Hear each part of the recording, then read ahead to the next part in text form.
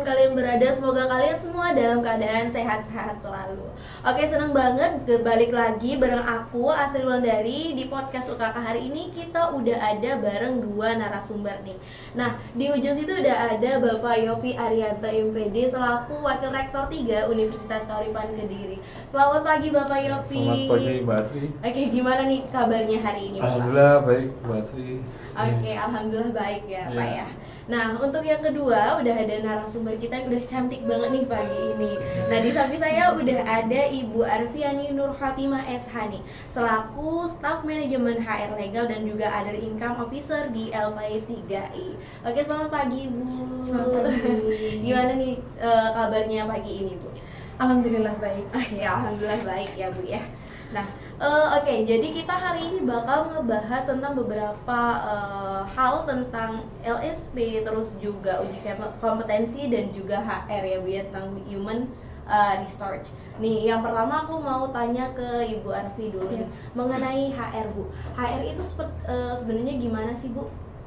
Oh ya, kalau mungkin bertanya tentang HR itu seperti apa, kalau spesifiknya biasanya di setiap perusahaan itu ada ya yang namanya divisi HR. Jadi Human Resource mungkin sesuai dengan namanya itu adalah divisi khusus yang menangani tentang kepegawaian atau sumber daya manusianya. Nah, biasanya di setiap perusahaan itu kan ada yang khusus menangani tentang kepegawaian. Nah, mungkin kalau untuk tugas-tugasnya seperti biasa terkait dengan pelatihannya karyawan, kemudian masalah administrasi kepegawaian, kemudian ada gaji dan juga tunjangan atau mungkin fasilitas-fasilitas lain yang harus didapat oleh setiap karyawan. Biasanya seperti itu kalau untuk di divisi HR.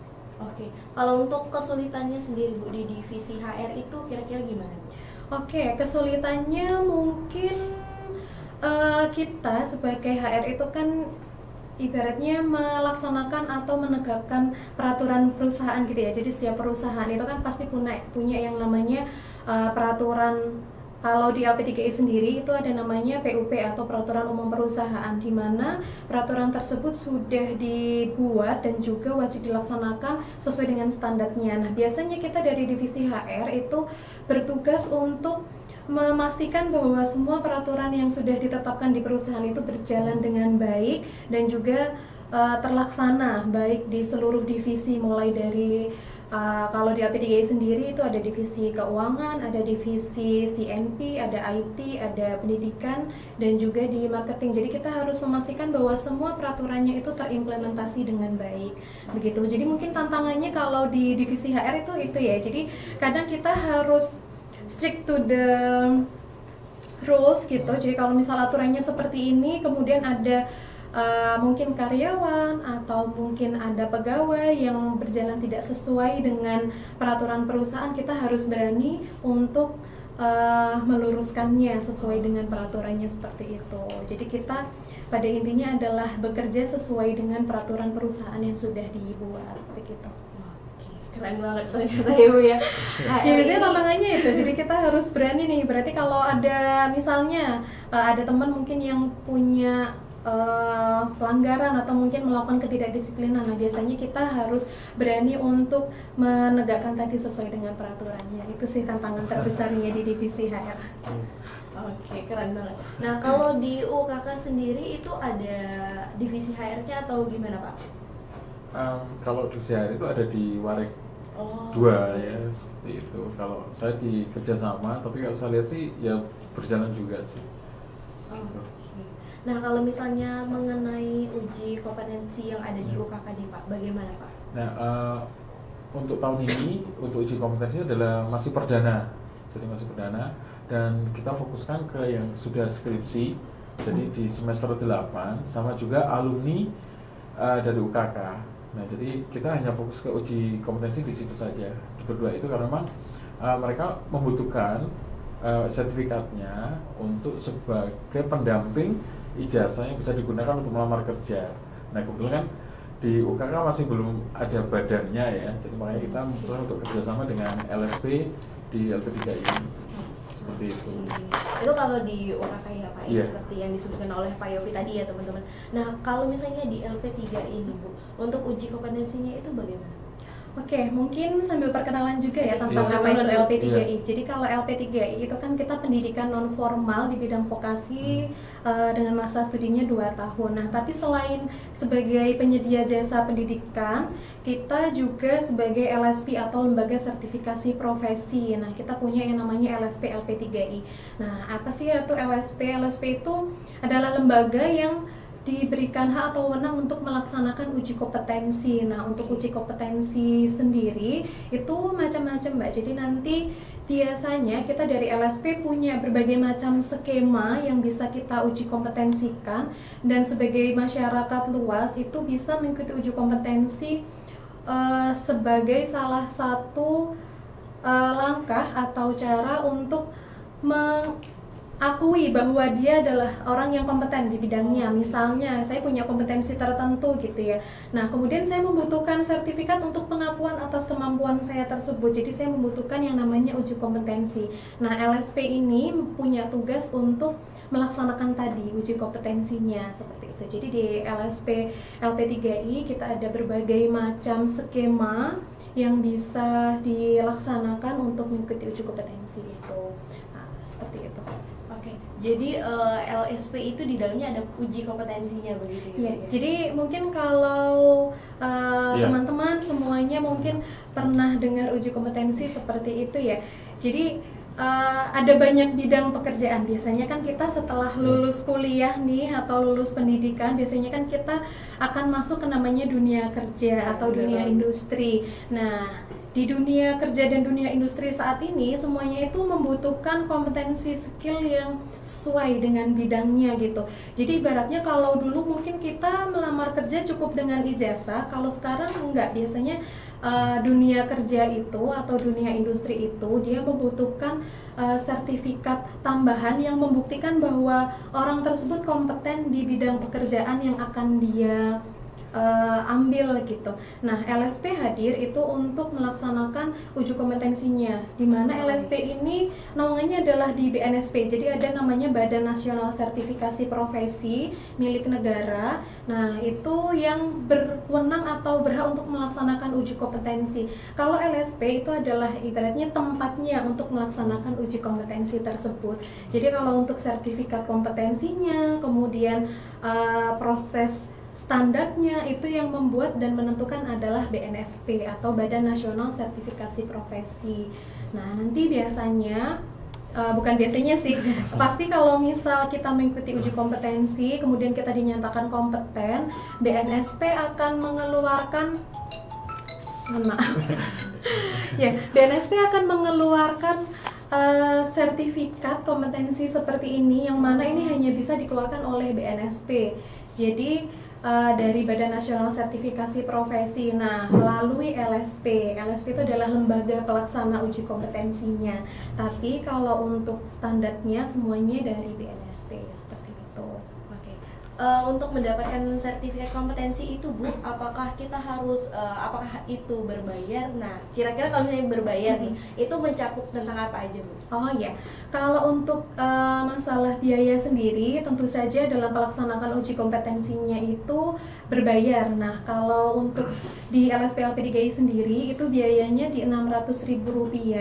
Itu nanti setiap peserta yang mengikuti uji kompetensi akan mendapatkan satu sertifikat peserta. Jadi kalau ini pasti semuanya dapat. Jadi semua peserta uji kompetensi akan mendapatkan yang namanya sertifikat kepesertaan. Di sini sudah ada nanti skema apa yang dia ikuti, sudah dapat sertifikat kepesertaan. Nah, di dalamnya juga sudah ada dia mengikuti uji kom apa saja, maksudnya dalam satu skema apa saja materi yang diujikan itu sudah tercantum. Misalnya contoh tenaga operator komputer. Nah, di sini nanti akan dijelaskan tenaga operator komputer itu apa saja yang diujikan. Jadi untuk peserta sudah pasti mendapatkan sertifikat kepesertaan ini.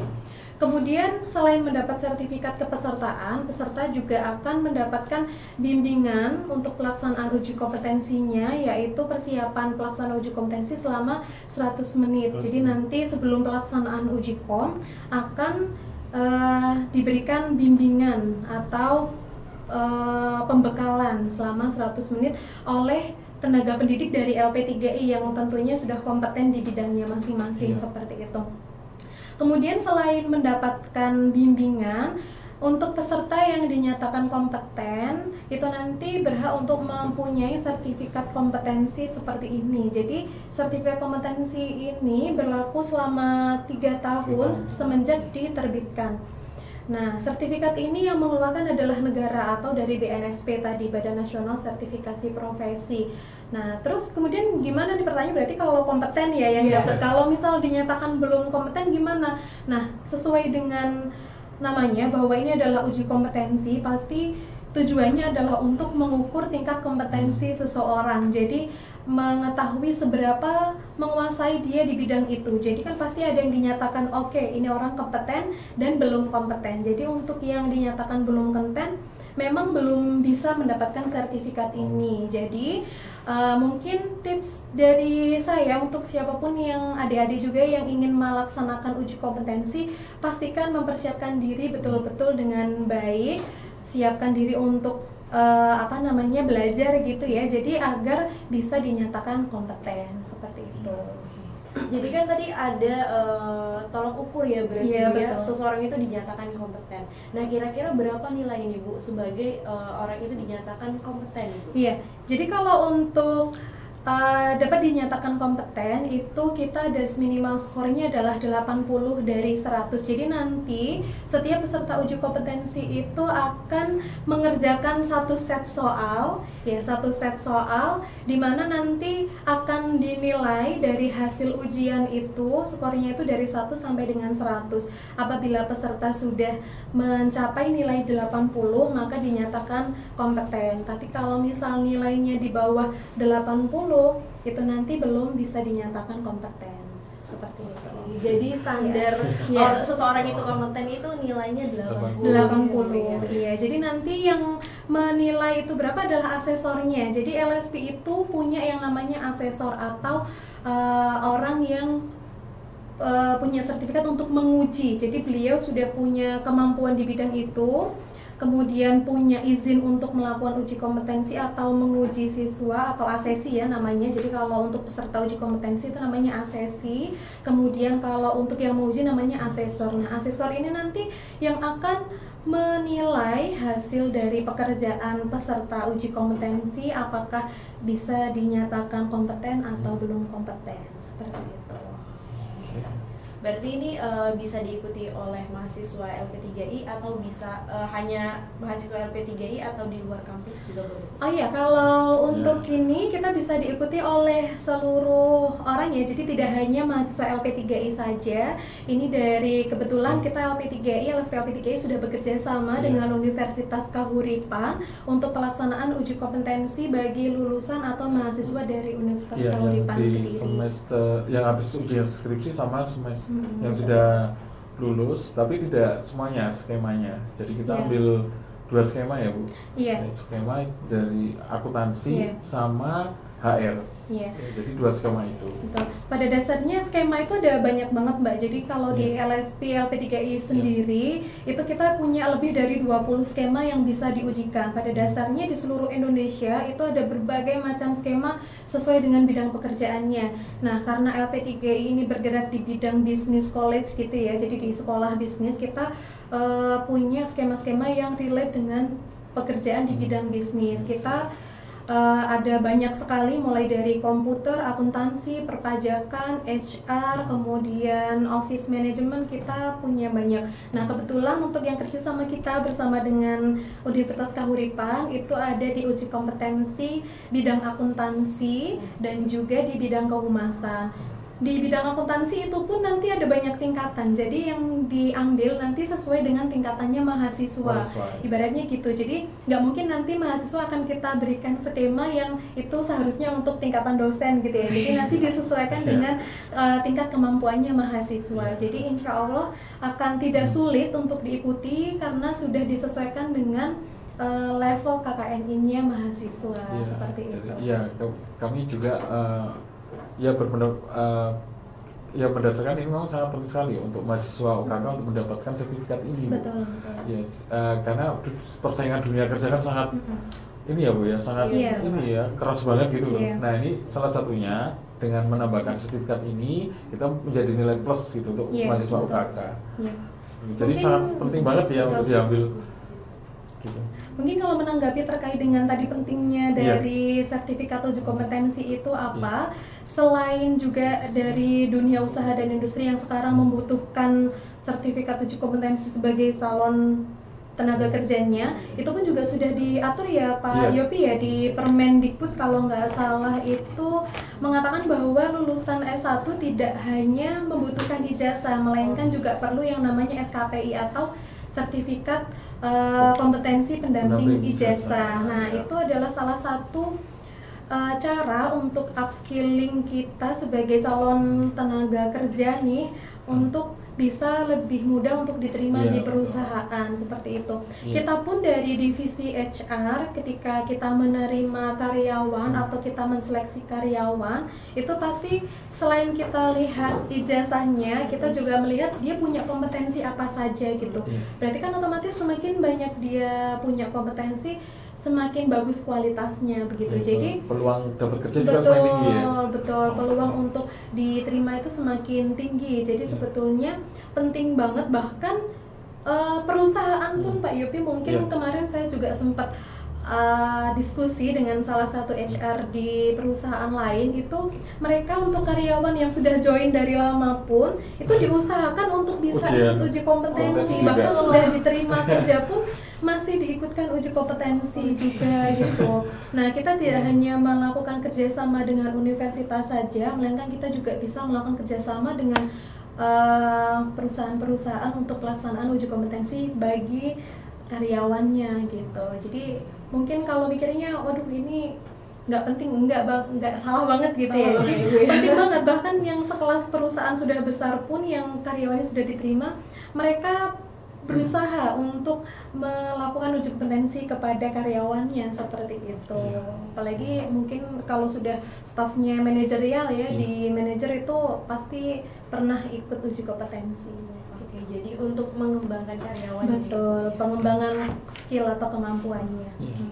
Tadi kan udah dijelasin sama Pak Yopi nih mengenai kerjasama dengan LP3I. Mungkin boleh dijelaskan sedikit nih Pak, kerjasamanya itu dalam bentuk yang gimana? Oh ya, kerjasamanya adalah nanti mahasiswa UKK itu akan melakukan uji kompetensi yang diselenggarakan oleh LSP LP3I Kediri, seperti itu.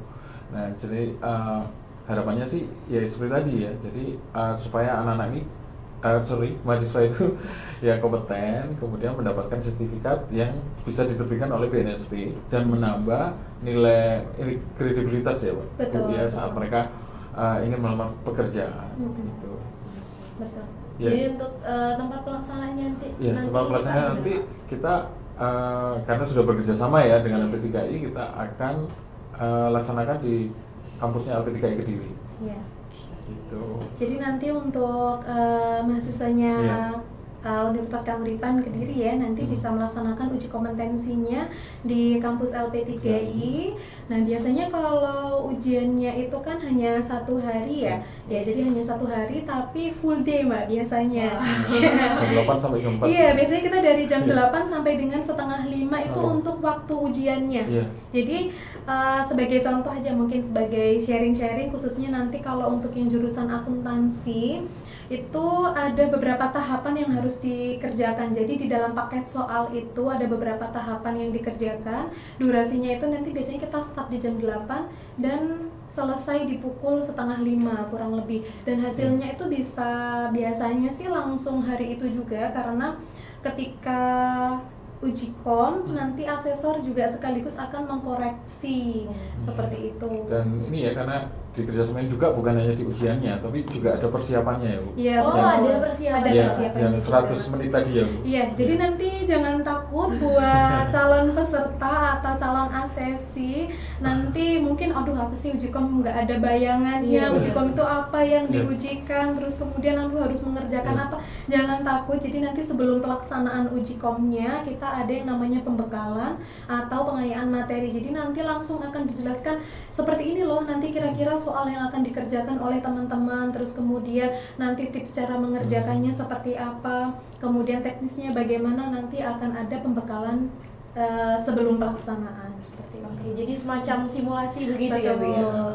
Oke. Untuk tentang simulasi nih Bu. Simulasi itu kita kira-kira diadakan berapa lama tuh sebelum diadakannya uji kompetensi? Biasanya kita hamin beberapa hari ya, jadi katakanlah tanggal 10 uji kompetensi biasanya kita melaksanakannya hamin 3 hari sebelum pelaksanaan atau mungkin hamin 2 hari. Itu nanti untuk pelaksanaan pembekalannya atau pengayaan materinya juga di LP3I nanti akan dijelaskan seperti ini, nanti materinya kurang lebih yang diujikan, kemudian cara pelaksanaan atau pengerjaannya seperti ini. Jadi lebih ke persiapan untuk pelaksanaan uji kompetensinya seperti itu. Cuman mungkin kalau tips dari saya, selain mengikuti kalau untuk pembekalannya wajib ya, maksudnya wajib datang biar nggak bingung nanti ketika hari H pelaksanaan, nggak bingung, tapi juga harus ada persiapan mandiri, maksudnya persiapan dari pribadi masing-masing untuk oke, aku mau uji kompetensi, berarti aku harus belajar, aku harus memperdalam materinya dan sebagainya biar sayang sekali ya kalau misalnya dapat nilai di bawah 80. Iya betul, karena kalau mendapatkan nilai di bawah 80 nanti ibaratnya kalau ujian belum lulus gitu ya, jadi harus kan eman-eman tadi dari harus yang sudah ujian lagi ya untuk iya nanti. betul. Iya. Cuman biasanya itu kalau dari asesor nggak hanya menilai dari soal yang dikerjakan aja, jadi ada penilaian lain. Biasanya nanti kalau asesor itu melihat ini sebetulnya arah jawabannya benar nih, tapi kok hasilnya keliru, mungkin akan digali kepada peserta. Kenapa atau mungkin bagaimana, nanti bisa juga untuk menambah poin dari hasil pertanyaan dari asesor. Itu kembali ke masing-masing asesor ya, jadi setiap asesor itu memiliki karakteristik masing-masing dalam menggali potensinya para asesi. Oke, jadi tergantung sama asesornya ya Bu ya. Oke, keren banget ya ternyata uji kompetensi ini ya. Nah kalau misalnya di UKK sendiri Pak, apakah ada persiapan nih Pak dari UKK kepada mahasiswa-mahasiswanya? Iya, nanti akan ada, nanti kita akan berusaha dengan Kaprodi Akuntansi untuk yang skema yang kami ambil. Nah, seperti yang mungkin persiapannya ya ini ya nanti ya kerjasama lah dengan Iya.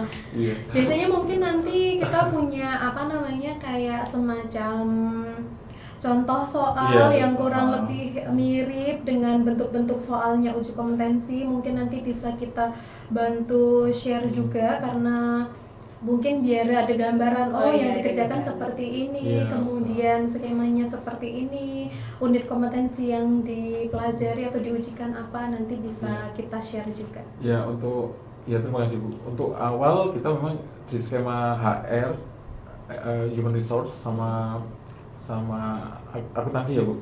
Akuntansi tadi, terus nanti semoga dengan waktu berjalan bukannya itu ya kita juga bisa uji mungkin di operator komputer sama yang berhubungan dengan dunia digital.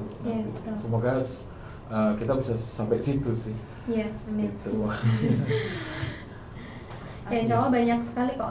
Kita skemanya nanti bisa menyesuaikan dengan kebutuhan masing-masing seperti itu. Tingkatannya pun juga bermacam-macam. Akuntansi kita ada di akuntansi Pratama, kemudian di akuntansi Madya, dan yang paling tinggi di akuntansi Muda. Nanti kalau untuk yang di Universitas Kahuripan sendiri itu nanti insya Allah pelaksanaannya di akuntansi Madya.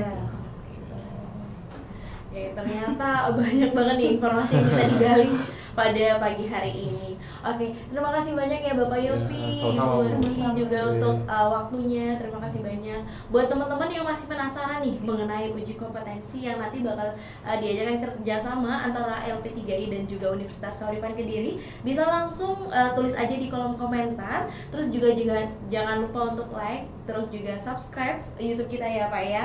Nah, mungkin untuk Ibu Arvini, ada nggak closing statement buat teman-teman semua? Oh ya, closing statementnya mungkin jangan takut untuk ikut uji kompetensi karena manfaatnya banyak banget buat kita. Apalagi kalau kita dinyatakan kompeten berarti ada pengakuan atas kemampuan kita gitu. Kalaupun misal kita belum kompeten, bukan berarti terus harus patah semangat gitu ya. Kita bisa berusaha lagi untuk melaksanakan uji kompetensi karena dengan punya sertifikat kompetensi ini nanti akan banyak banget manfaat yang kita dapatkan. Salah satunya adalah tadi dengan lebih mudah untuk diterima di perusahaan karena memang sekarang semua perusahaan membutuhkan hal tersebut gitu. Mungkin itu saja dari saya. Oke, terima kasih banyak ya Ibu Arfi, Iya, Bapak sama-sama. Yofi. Oke teman-teman, sekian podcast kita pada pagi hari ini. See you in the next podcast. Bye bye.